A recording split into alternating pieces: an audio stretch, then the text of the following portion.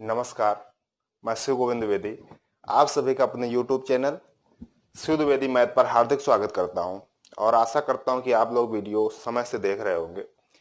अगर आप देखते हैं तो आप में इम्प्रूवमेंट आना तय है। तो इस वजह से आज है सोमवार और सोमवार मंगलवार बुधवार 3 दिन हम लोग क्या करते हैं, एडवांस मैथ में हम लोग चर्चा करेंगे आज। ठीक है, एडवांस मैथ में जहां हम लोग चल रहे थे वहीं पे चलेंगे। क्या करेंगे, जहां भी चल रहे थे वहीं पे चलेंगे। ठीक है, तो हम लोग चल रहे थे ज्योमेट्री पे चल रहे थे। ठीक है, हम लोग कहाँ चल रहे थे, हम लोग चल रहे थे ज्योमेट्री पे। और जब ज्योमेट्री पे हम लोग चल रहे थे भाई साहब, तो भाई ज्योमेट्री के कौन से पार्ट में चल रहे थे हम लोग, ट्रायंगल पे। और जब ट्रायंगल की बात आई, बोले सर ट्रायंगल में कहा चल रहे थे, तो ट्रायंगल में चल रहे थे हम लोग कहा, सिमिलैरिटी पे। कहां पे, समरूपता पे चल रहे थे। ठीक है, समरूपता पे हम लोग चल रहे थे। समरूपता यानी समरूप त्रिभुज। जब दो त्रिभुजों की बात की जाती है और उसमें हम लोग चर्चा करते हैं किसमें, समरूपता में। ठीक है, समरूपता क्या होती है कि दो त्रिभुज होंगे आपके सामने आपके सामने दो त्रिभुज होंगे। सपोज दैट ये एक एबीसी है और ये एक छोटू है, ये हो गया डीएफ। ठीक है, अब जब ये डीएफ हो गया तो क्या है, इसका डी कोण इसके ए कोण के बराबर, इसका ई कोण इसके बी कोण के बराबर, इसका एफ कोण इसके सी कोण के बराबर। अगर ये कोण आपस में बराबर होते हैं तो इन दोनों को हम क्या कह देते हैं कि ये समरूप है। ये आपकी समरूपता का चिन्ह है। और सर्वांग समता का चिन्ह ये होता है। ठीक है, सर्वांग समता मीन्स होता है कि वो हर तरीके से बराबर होगा, उसका कोण तो बराबर होगा ही होगा, और उसके साथ साथ क्या होगा, उसके साथ साथ आपके उसकी भुजाएं भी बराबर होगी। लेकिन समरूपता आपको ये दर्शाती है कि समरूप में त्रिभुज एक ही तरीके के दिखेंगे, यानी उनके कोण आपस में बराबर होंगे। बोले सर कोण अगर आपस में बराबर होते हैं और कुछ होता है क्या, मैंने कहा बिल्कुल होता है। बोले सर बताइए क्या होता है, उनकी भुजाएं आपस में बराबर अनुपात में होती। कैसे सर, बोले इधर ए बी अपान इसकी जो भुजा ली जाएगी उसकी वही वाली भुजा ए बी अपान डी ई बराबर बी सी अपान ई एफ बराबर हो जाएगा किसके, सी ए अपान एफ डी के। समझ पाए आप, ये आपको समरूपता के अंतर्गत बताया गया। किसके अंतर्गत बताया गया, समरूपता के अंतर्गत ये आपको बताया गया। ठीक है, समरूपता के अंतर्गत कई चीजें और बताई गई जो आपने अच्छे से समझी होंगी। अगर आपने नहीं अच्छे से समझी तो आपको पीछे जाना होगा और पीछे जाकर के समरूपता के बारे में अध्ययन करना होगा। समरूपता ही नहीं, ज्योमेट्री के जितने भी पार्ट पड़े हुए हैं सबके बारे में आपको अध्ययन करना होगा। क्लियर, उसके आगे हम लोग आज बढ़ते हैं। आज भी हम लोग कुछ अच्छे अच्छे कंसेप्ट आपके लिए बोलेंगे, करेंगे। कैसे होगा देखते हैं। अगर आपको सेशन पसंद आता है तो इस सेशन को लाइक करिएगा, शेयर करिएगा और सब्सक्राइब करिएगा। आपको यह पता है कि हम लोग क्या पढ़ रहे हैं, हम लोग पढ़ रहे हैं ज्योमेट्री, और ज्योमेट्री के अंतर्गत हम लोग पढ़ रहे हैं ट्रायंगल, ट्रायंगल के अंतर्गत हम लोग पढ़ रहे हैं सिमिलरिटी, सिमिलरिटी यानी समरूपता, समरूपता का कॉन्सेप्ट, एक समरूपता का एक कॉन्सेप्ट। जब समरूपता कॉन्सेप्ट की बात करता है तो भाई हम देखते हैं पहला कॉन्सेप्ट एक है अच्छा सा। ठीक है, इसका ये कॉन्सेप्ट है,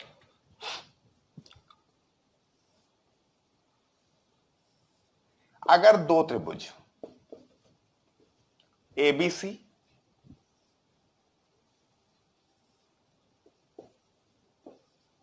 और डीएफ, आपको दिख पा रहा है, बिल्कुल दिख रहा है, एबीसी और एक त्रिभुज है डीएफ। और जब ये त्रिभुज दोनों हैं, ठीक है, दोनों त्रिभुज हैं और आपस में दे दिया गया क्या है, समरूप है। अगर ये समरूप होते हैं तो आपको ध्यान रखना है त्रिभुज एबीसी का एरिया अपान त्रिभुज डीईएफ का एरिया इक्वल होगा किसके, इनकी भुजाओं के स्क्वायर के। जैसे अनुपात निकलता था ए बी अपान डीई, तो ये हो जाएगा A B square upon D square, ठीक है, बराबर B C square upon E F square बराबर C A square upon F D square. इतना आप समझे, ये आपका कॉन्सेप्ट है। ये आपका कॉन्सेप्ट क्या है, कॉन्सेप्ट कहता है कि अगर दो त्रिभुज आपस में समरूप होंगे, अगर दो त्रिभुज आपस में समरूप होते हैं तो हमेशा ये याद रखना है कि उन दोनों त्रिभुज का जो एरिया होगा, क्षेत्रफल होगा, उनका अनुपात भुजाओं के स्क्वायर के बराबर होगा, भुजाओं के स्क्वायर के अनुपात के बराबर होगा। ये आप लोगों को ध्यान रखना है। बोले सर बहुत अच्छा लगा और आपने बताया ये कॉन्सेप्ट, लेकिन सर ये कैसे होगा, अगर ये बता दिया जाए तो और अच्छा होगा। तो हम प्रयास करते हैं कि इसको ये भी देखा जाए कि कैसे होगा, ठीक है। वैसे अगर आपने इतना देख लिया तो इसका स्क्रीनशॉट ले सकते हैं कि आपको ये पता रहे कि इनका जो क्षेत्रफल होगा वो साइड के स्क्वायर के अनुपात रेशियो के इक्वल होगा। क्लियर। चलो अब हम लोग देखते हैं कि होगा कैसे, ठीक।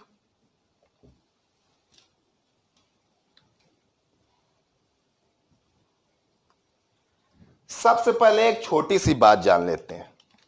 बोले सर छोटी क्यों, बड़ी बताइए, लेकिन अब छोटी बात है, छोटी देखेंगे।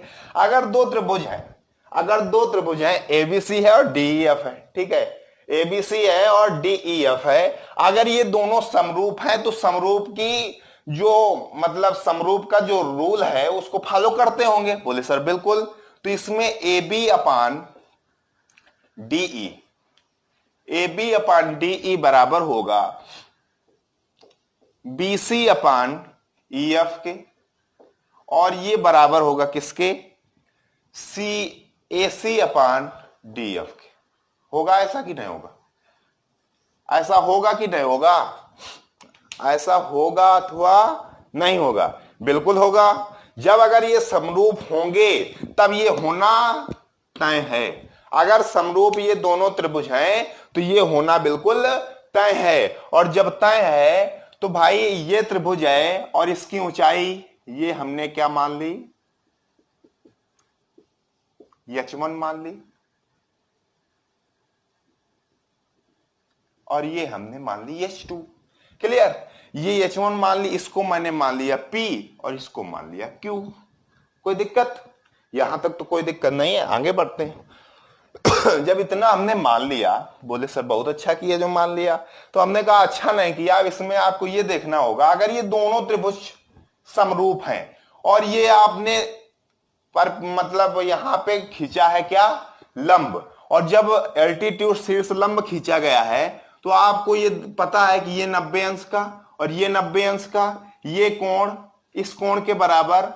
जब ये दोनों कोण आपस में बराबर हो गए तो तीसरा कोण बराबर होगा कि नहीं होगा, सर बिल्कुल होगा। और जब ये क्रिया आ गई इसमें तो आप क्या कह सकते हैं, कह सकते हैं कि ये दोनों त्रिभुज समरूप होंगे। ये दोनों त्रिभुज क्या होंगे, समरूप होंगे। कौन कौन से इसमें होंगे,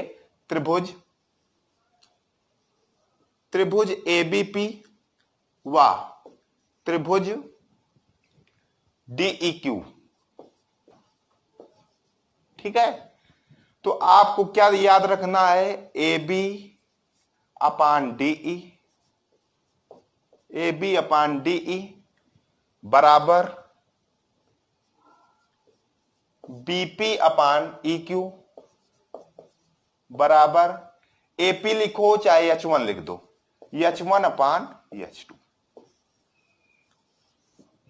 यहां तक आपको कोई दिक्कत, यहां तक दिख रहा है, बिल्कुल दिख रहा है। यहां तक कोई दिक्कत, यहां तक कोई दिक्कत होने वाली नहीं है। और जब कोई दिक्कत नहीं होने वाली, आप थोड़ा सा प्रयास करते हैं। क्या बोले सर, अब इसमें ये बताइए कि एबीसी आपका दिया गया, तो आप ये निकालिए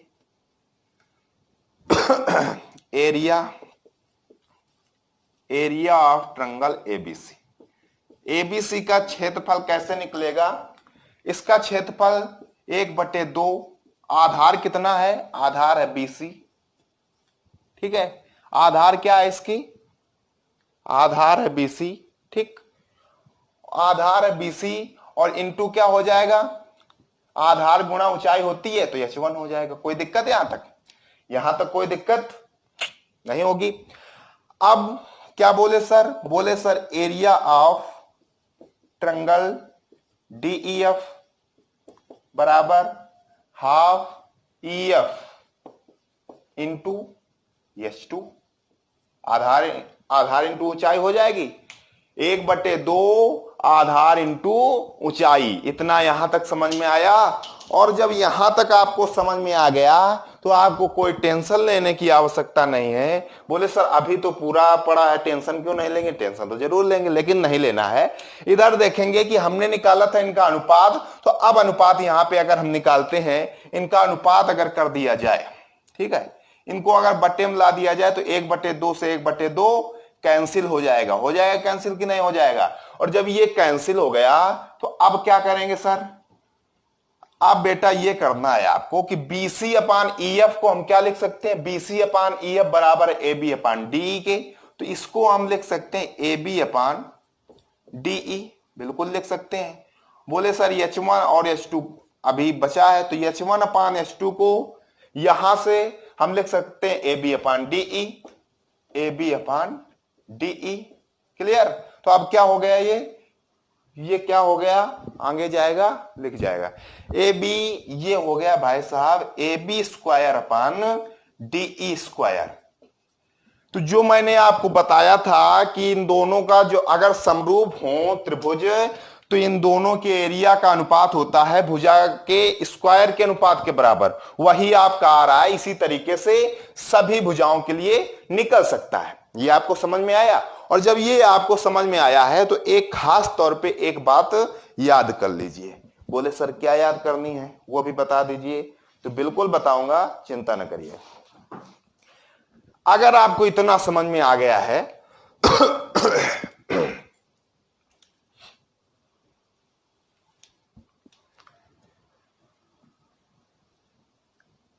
आप डेली आइएगा, आपको डेली अच्छे अच्छे कॉन्सेप्ट बताए जाएंगे और विथ प्रूफ के साथ कैसे दिखाया गया ये सब बताया जाएगा, ठीक है। तो अब इसमें क्या याद रखना है? आपको याद रखना है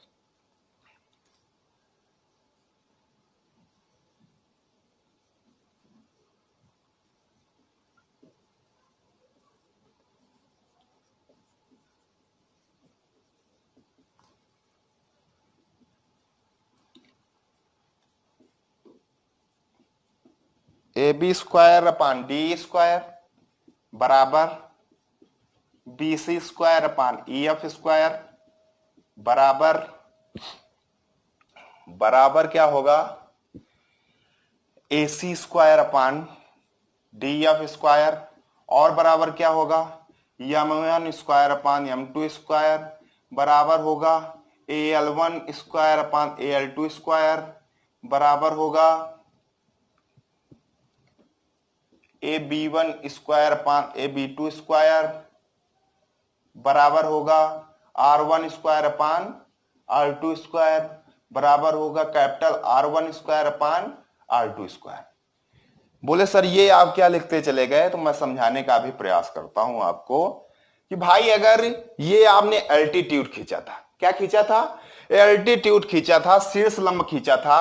अगर यहां पे शीर्ष लंब ना हो करके अगर हम इसकी माध्यिका खींचते, तब भी ये दोनों आपस में बराबर होते, समरूप होते, तब भी यही केस आता, ठीक है। और अगर हम एंगल बाइसेक्टर खींचते तब भी यही केस आता। और जब ये केस आता तो कोई दिक्कत होने वाली नहीं थी। और जब दिक्कत नहीं होने वाली थी तो बोले सर ये तो आप बता दीजिए, इतना लंबा लिखा है, तो इसके लिए आपको देखना होगा, अगर दो त्रिभुज आपस में समरूप होते हैं तो आपको सिंपली याद रखना होगा कि इन दोनों त्रिभुजों के क्षेत्रफल का जो अनुपात होगा वो भुजा के स्क्वायर के अनुपात के बराबर तो होगा ही होगा, और क्या क्या होगा, वो होगा m1 square upon m2 square. यानी यम का मतलब क्या है यहां पे, यम का मतलब है यहां पे भाई साहब मीडियन।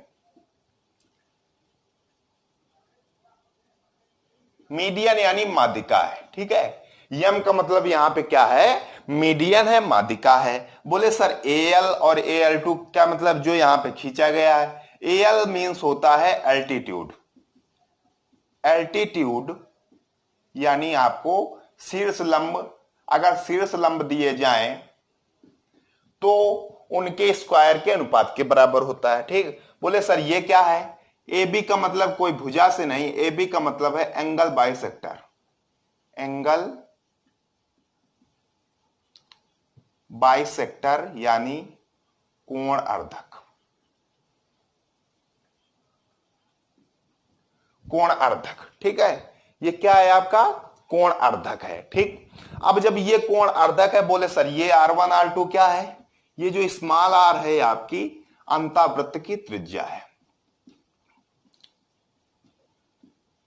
अंतःवृत्त की त्रिज्या, कोई दिक्कत। कैपिटल R क्या है, कैपिटल R आपका है परिवृत्त की त्रिज्या।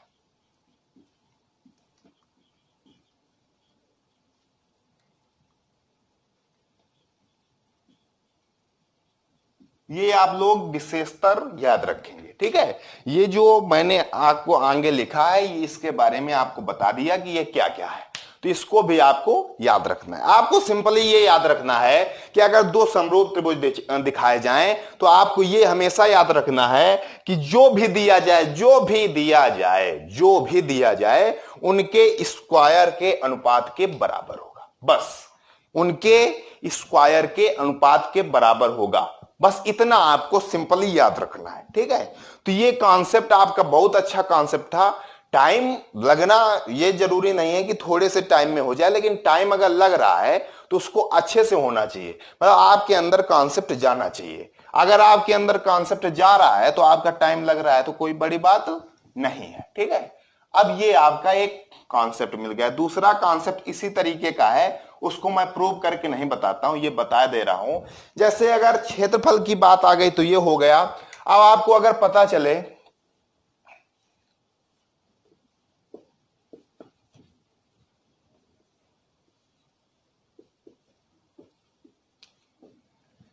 आपको ये पता चलता है कि ये त्रिभुज है ABC और DEF, ये दोनों आपस में समरूप हैं, और आपसे पूछा जाए त्रिभुज ABC का पेरीमीटर अपान त्रिभुज DEF का पेरीमीटर, तो ये बराबर होगा भुजाओं के अनुपात के बराबर। जो आपको समरूप में दर्शाया जाता है वही इसमें होगा, ठीक है। तो ये आपका बराबर होगा AB अपान DE के, बराबर होगा BC अपान EF के, बराबर होगा किसके, AC अपान DF के, ठीक है। और ये बराबर हो जाएगा M1 अपान M2 के, बराबर हो जाएगा AL1 अपान AL2 के, बराबर हो जाएगा AB1 अपान AB2 के, ठीक है। बराबर हो जाएगा R1 अपान R2 के, बराबर हो जाएगा स्मॉल r1 अपान स्मॉल r2 के। इतने के बराबर हो जाएगा, ये आपको याद रखना है। अगर पेरीमीटर की बात करता है, परिमाप की बात करता है, तब आपको याद रखना है सिंपली जैसा समरूपता में परिभाषा दी गई कि वो उनकी भुजाएं आपस में अनुपातिक होंगी, समान अनुपातिक होंगी, वही आपको पेरीमीटर में याद रखना है। लेकिन जब आपकी क्षेत्रफल की बात करें, एरिया की बात करता है, तब आपको सिंपली याद रखना है कि उनकी भुजाओं के स्क्वायर के अनुपात के बराबर होता है। या तो ये माइंड में सेट कर लीजिए कि जब क्षेत्रफल की बात करेगा, आगे कुछ भी दिया जाएगा तो उनका हम स्क्वायर के अनुपात के बराबर कर देंगे। अब इतना सब दिया जाएगा और क्या दिया जाएगा, ठीक है। तो मैं आशा करता हूं कि यहां तक आपको समझ में आया होगा। यहां तक आपको समझ में आया होगा। अगर यहां तक समझ में आया है तो आगे बढ़ते हैं।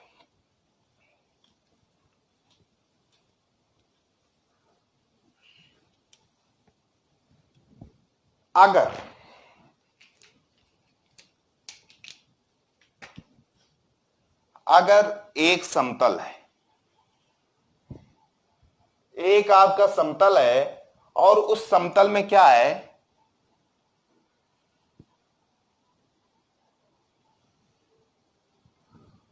दो समांतर रेखाएं खींची गई हैं, ठीक है, और एक समांतर रेखा के टॉप बिंदु से दूसरे के निम्नतम बिंदु को मिलाया गया, ठीक है, और ऐसे इस तरफ भी किया गया, ये कर दिया गया, ठीक है। यहां से जो यहां आया यह है इसकी ऊंचाई h, और इसको हमने माना a और इसको माना b। कोई दिक्कत यहां तक? इसको माना h और इसको माना b, ठीक। और जब इतना मान लिया हमने और इसको हमने मान लिया x और इस लंबाई को मान लिया y, कोई दिक्कत? तो आपका जो h आएगा स्मॉल h होगा a into B upon a plus B से। जब इस टाइप की कंडीशन दी जाएगी, जब इस टाइप की कंडीशन दी जाएगी तब आपको हमेशा याद रखना है क्या? तब आपको हमेशा याद रखना है कि इनकी ऊंचाई क्या होगी? इनकी ऊंचाई a into B upon a plus B होगी, ठीक है, ये होगी। आप लोग देख पा रहे होंगे पूरा पूरा, और जब पूरा पूरा आप लोग देख पा रहे हैं तो थोड़ा सा समझने का प्रयास करिएगा। आपको यह समझना है कि अगर हम इसमें बात करें, कहां से कहां तक, इधर वाले ट्रायंगल पे बात करें, और हम ये सोचें कि ये हमारे पर भुजा है ही नहीं, ये मतलब ये तो कॉन्सेप्ट होता है, ये कॉन्सेप्ट आपको नोट कर लेना है कि जब भी धरातल पे इस टाइप से दिया जाए तो आपको अगर ऊंचाई ज्ञात करनी हो तो ऊंचाई आपको ऐसे ज्ञात कर लेनी है। लेकिन ये आया कैसे उसके बारे में चर्चा कर लेते हैं। अगर इस त्रिभुज की बात करें तो हम ये मान लेते हैं कि ये यहां पे नहीं था, ये यहां पे नहीं था, तब क्या होगा? अगर बात की जाए तो ये बड़ा वाला जो त्रिभुज है छोटे वाले त्रिभुज के समरूप दिख रहा है। बोले कैसे समरूप दिख रहा है? क्योंकि अब ये आपस में समांतर हैं, और जब समांतर रेखाएं होती हैं तो वो त्रिभुज आपस में क्या होते हैं? समरूप होते हैं। बोले ये सर कैसे? क्योंकि ये ट्रायंगल इस ट्रायंगल के बराबर होगा। बोले कैसे? ये हो जाएंगे, ये आपके क्या हो जाएंगे? संगत कोण, और जब संगत कोण हो जाएंगे ये कोण इस कोण के बराबर, कोई दिक्कत? और ये इनका उभयनिष्ठ कोण है, तो ये दोनों त्रिभुज क्या हो गए? क्या हो गए? ये दोनों त्रिभुज समरूप हो गए। और जब समरूप हो गए तो इसको कैसे लिख सकते हैं? इसको लिख सकते हैं स्मॉल h अपान a। भाई छोटे वाली भुजा की, छोटे वाले त्रिभुज की एक भुजा ले ली गई, वही वाली त्रिभुज की बड़े वाले त्रिभुज की भुजा ले ली गई, h अपान a बराबर होगा किसके? अब इसका छोटे वाले का x और बड़े वाले के लिए क्या हो जाएगा? x plus Y. भाई हमने कौन कौन सी भुजा ली ये थोड़ा सा ध्यान देंगे।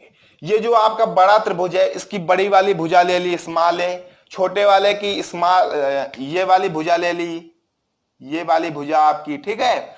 और इसके लिए जो छोटा वाला त्रिभुज है इसकी ये वाली भुजा ले ली, यहां से यहां तक वाली x, ये ऊपर आ गया। और इस बड़े वाले त्रिभुज के लिए यहां से यहां तक लेना होगा तो ये पूरी क्या होगी? x प्लस वाई होगी कि नहीं होगी?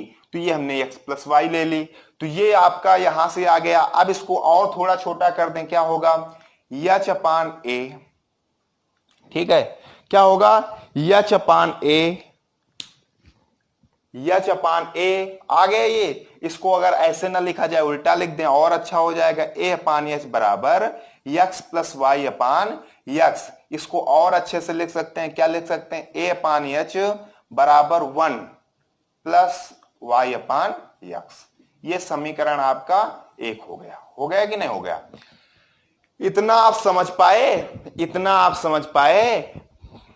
क्लियर? आगे बढ़ा जाए, ठीक है। अब हम ये मान लेते हैं कि ये भुजा थी, ये थी, अब कोई दिक्कत नहीं, ठीक। जब ये थी,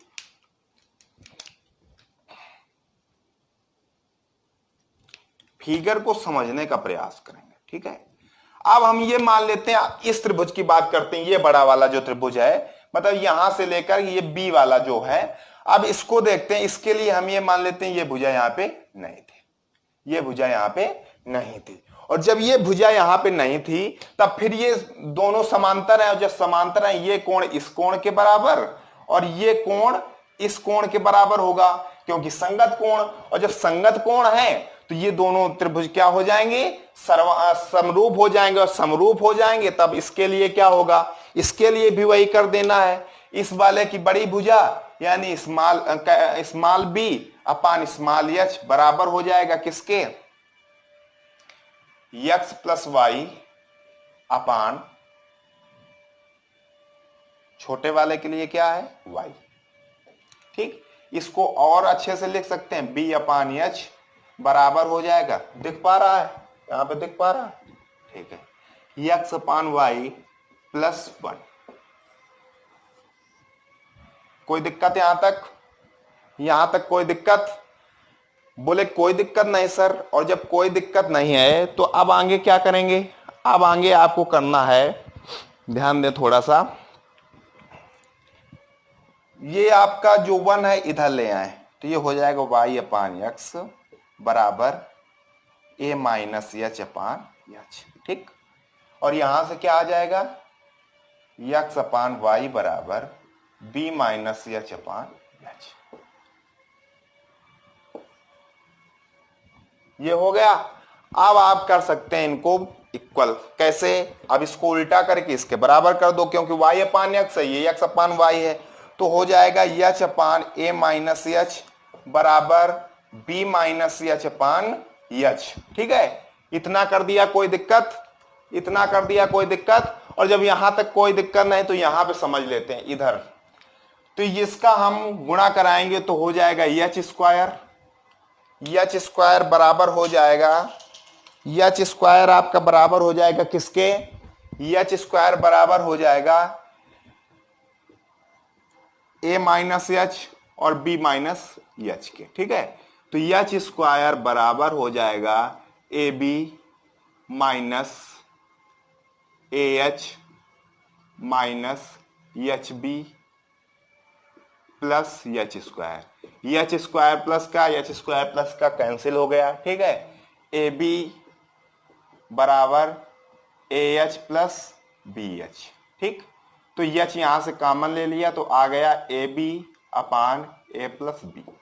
यही आप निकालना चाह रहे थे, यही आप निकालना चाह रहे थे, और आपको यही मिल गया। भाई आप यही निकालना चाह रहे थे, आपको यही कॉन्सेप्ट मिल गया तो कोई दिक्कत है? आपको आसानी से पता हो गया क्या कि अगर धरातल पर दो बिंदु दिए जाएं और एक ही धरातल पर दो बिंदु दिए जाएं और उनसे समांतर रेखाएं खींची जाएं, समांतर रेखाएं खींची जाएं, ऐसी समांतर रेखाएं होनी चाहिए कि एक छोटी हो एक बड़ी हो, और एक के टॉप बिंदु को दूसरे के निम्न बिंदु से और दूसरे की टॉप बिंदु को पहले वाले के निम्न बिंदु से अगर मिला दिया जाए, और जब इस टाइप की कंडीशन हो जाए, बीच में जहां मिले वहां से धरातल तक की अगर ऊंचाई पूछी जाए, तो आपको हमेशा याद रखना है स्मॉल एच बराबर ए into B upon A plus B, जो कि मैंने आपको प्रूव करके दिखा दिया। तो आज आपने सिंपली 3 कॉन्सेप्ट पढ़े, लेकिन बहुत अच्छे तरीके से पढ़े। रिवाइज कर लेते हैं कौन कौन से पढ़े। सबसे पहले हम लोगों ने पढ़ा कि अगर दो त्रिभुज आपस में समरूप होंगे तो आपको हमेशा याद रखना है कि उन दोनों त्रिभुज के जो एरिया का अनुपात होगा वो उनके भुजाओं के स्क्वायर के अनुपात के बराबर होगा। क्लियर? इतना आपको पहला कॉन्सेप्ट क्लियर हुआ। बोले सर अबे पहला कॉन्सेप्ट क्लियर नहीं हुआ। क्लियर इस वजह से नहीं हुआ कि उसमें आपको ये याद रखना है, चाहे मीडियन दिया जाए, चाहे एल्टीट्यूड दिया जाए, चाहे एंगल बाइसेक्टर दिया जाए, चाहे आपको अंतःवृत्त की त्रिज्या दी जाए, चाहे परिवृत्त की त्रिज्या दी जाए, आपको हमेशा ये याद रखना है इनका क्षेत्रफल जब आएगा तो इनके स्क्वायर के अनुपात के बराबर किया जाएगा। कोई दिक्कत नहीं। पैरीमीटर के लिए आपको सिंपली सा जैसे भुजा में अनुपात दिया जाता है वैसे सब में दिया जाएगा, कोई दिक्कत नहीं होगी। आपका थर्ड कॉन्सेप्ट ये रहा कि स्मॉल h बराबर a into B upon a plus B. मैं आशा करता हूं कि आपको क्लास अच्छी लगी होगी। अगर आपको क्लास अच्छी लगी है तो इसको ज्यादा से ज्यादा आप अपने दोस्तों के साथ शेयर करें, जिससे उनको भी ये लाभ प्राप्त हो सके। आज आपका सोमवार, कल मंगलवार, बुधवार, अभी 2 दिन एडवांस और होगी, और अच्छे अच्छे कॉन्सेप्ट आपके सामने लेके आएंगे और अच्छे से आप लोग पढ़ेंगे। इसी के साथ मैं अपनी वाणी को विराम देता हूं। धन्यवाद।